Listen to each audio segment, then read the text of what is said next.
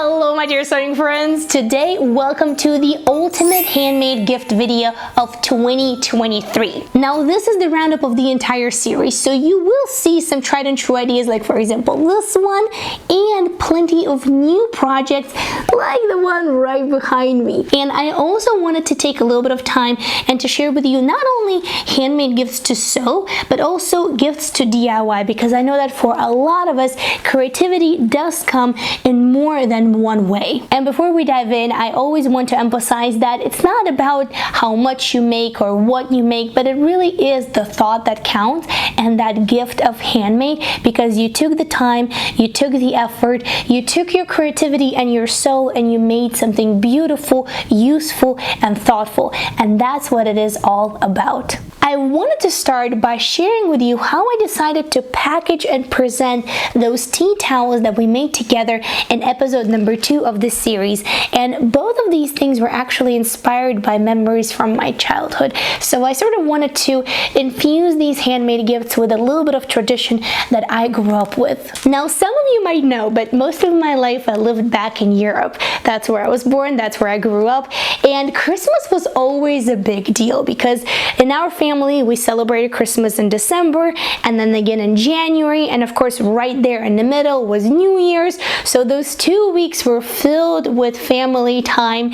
And there are a couple of really distinct, sweet, warm memories that I remember from my childhood. And one of them was that for Christmas in December, we didn't get any gifts, but we did get candy houses. Now, the ones that I remember from my childhood were a lot more elaborate than this one. So many beautiful colors and glitter, and as you know, I love a little bit of sparkle. So you can only imagine for a 5 or 6-year-old or 7-year-old the joy of receiving a little house like that filled with beautiful candy that you don't get to eat on a regular basis, once a year really, on Christmas.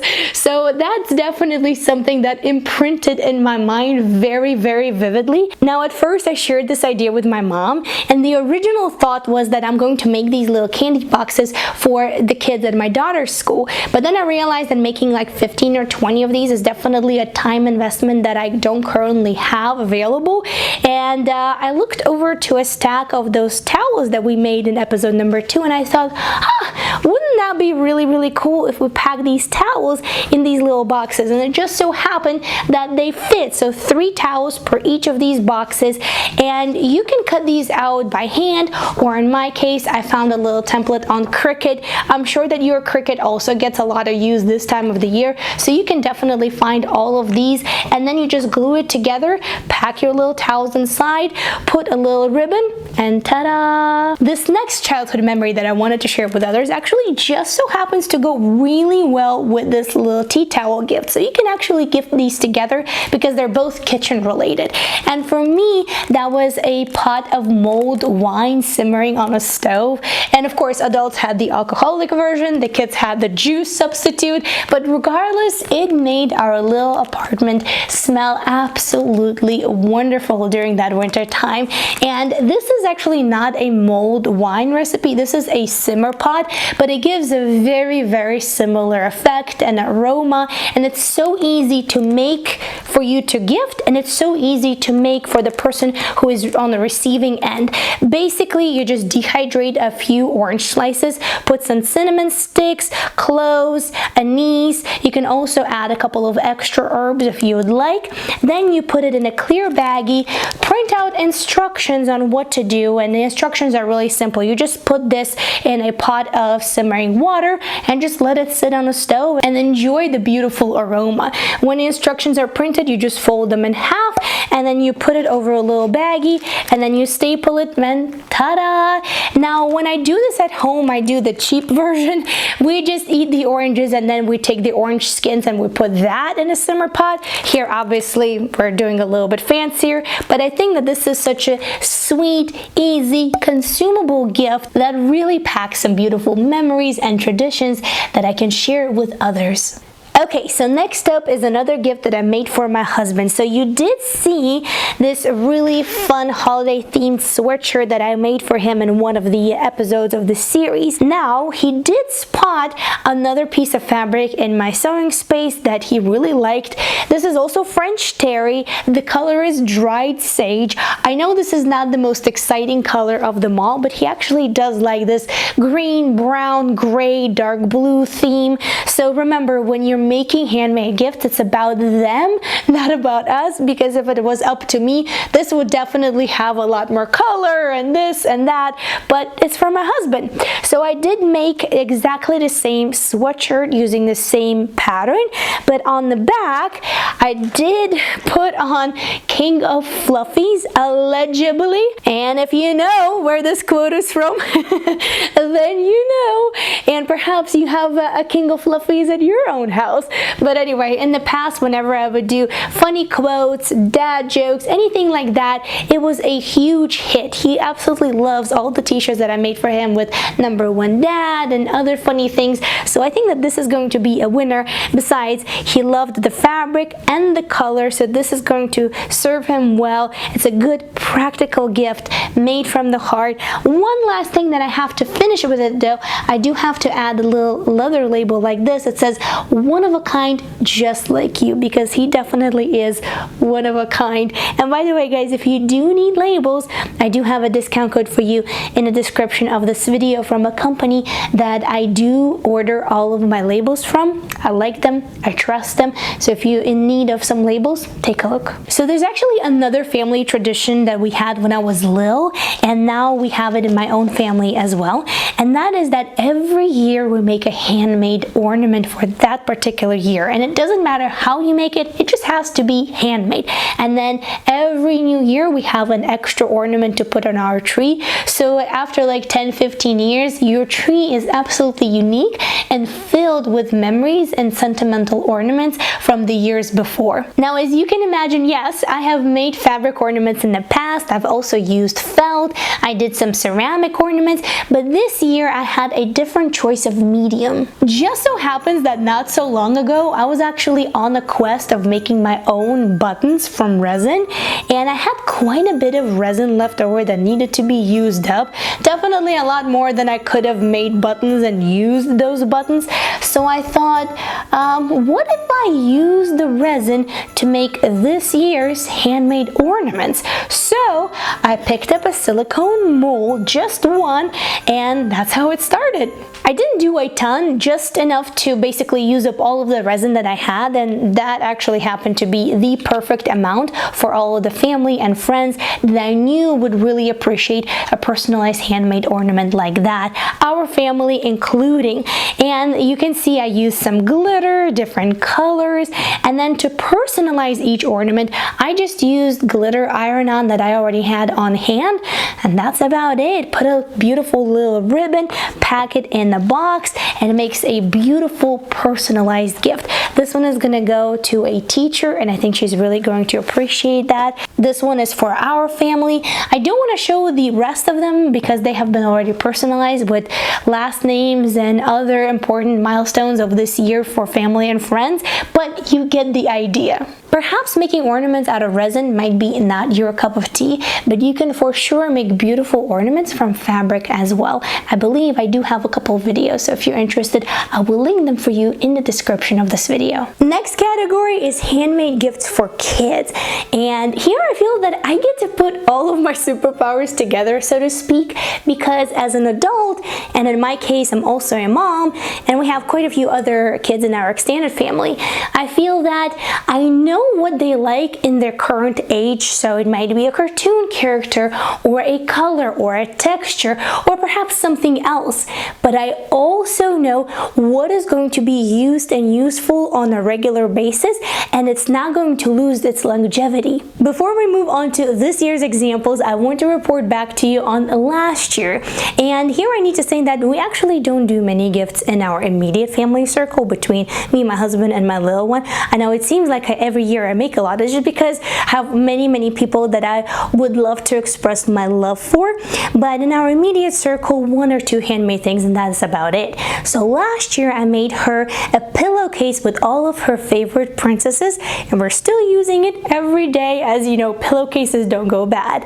And then I also made her a little combo, a jacket and a pair of pants with Minnie Mouse. That's her favorite cartoon character. She absolutely loves it, and she still wears it. And if I do loosen up the elastic a little bit in the future, there's probably a little bit more life in that set for another 3, maybe 6 months. So you see, useful, practical, but also very fun for the kids as well, to see their favorite characters, their favorite princesses, their favorite colors and whatnot. I'm going to start off with somewhat of a spontaneous creation.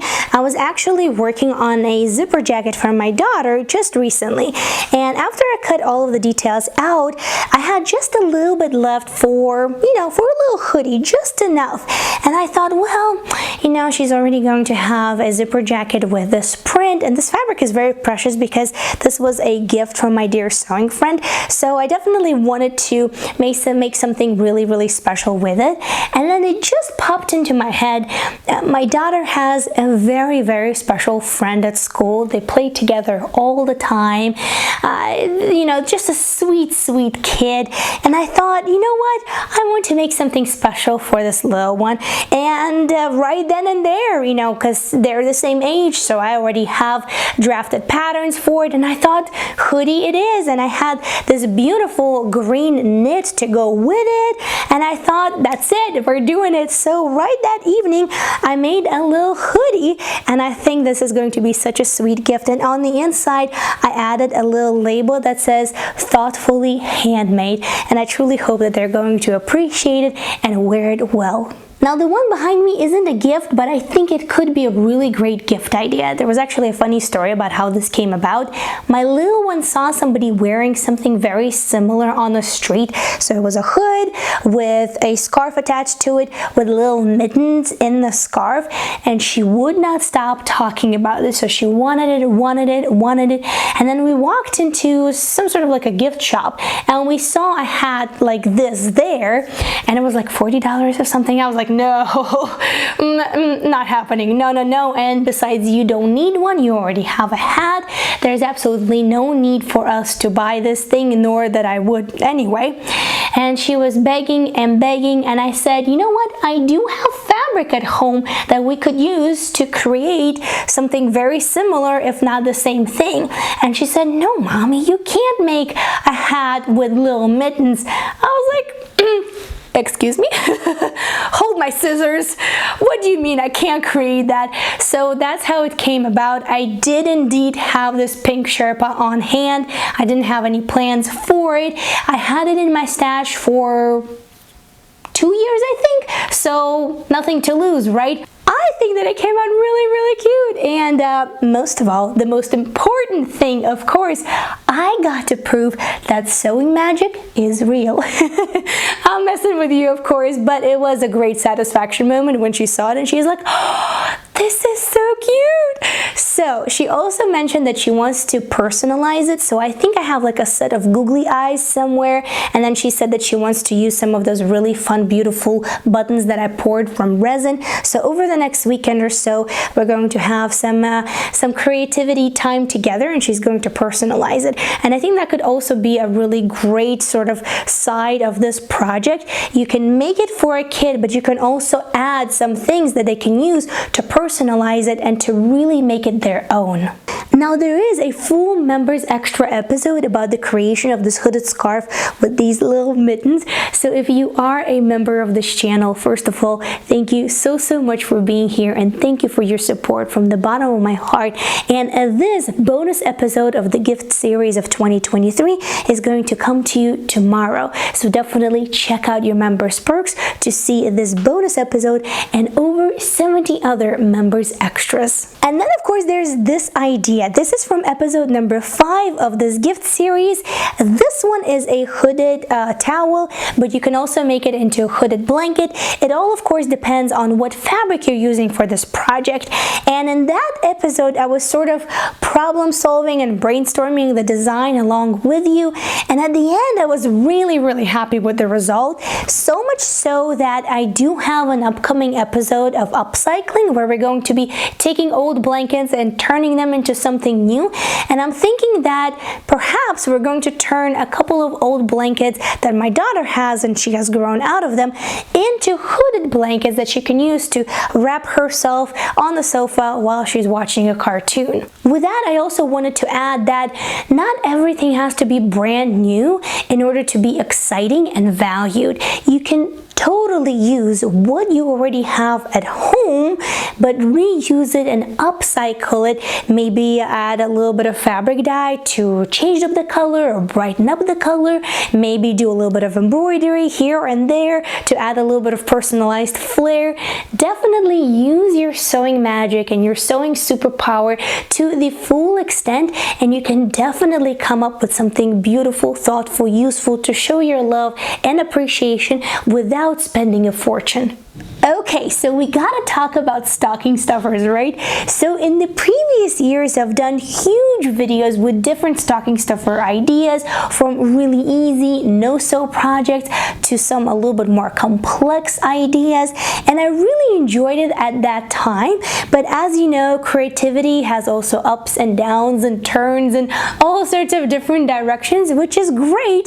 And I think currently I'm in a different season of my creativity, so I didn't really do too many stocking stuffers this year. However, I did create those little zipper pouches, and I did purchase mini native deodorants that are natural deodorants, because I do have quite a few people with really sensitive skin in my immediate circle of friends and family. And with a lot of them, we have discussed in the past that natural deodorants can actually be really pricey for a deodorant. So I thought if I purchase these little sample size, so that way they can try them out, this could be a very thoughtful gift that they could actually gain some really good insight about if it's a good fit for them or not.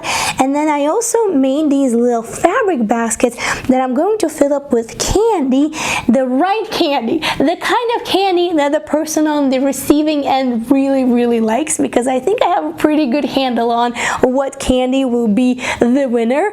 Definitely Reese's Cups for my dad. Well, you can see the entire season of handmade gifts of 2023 if you click right over here. And until next time, happy, thoughtful sewing and bringing the joy of handmade to others. Bye!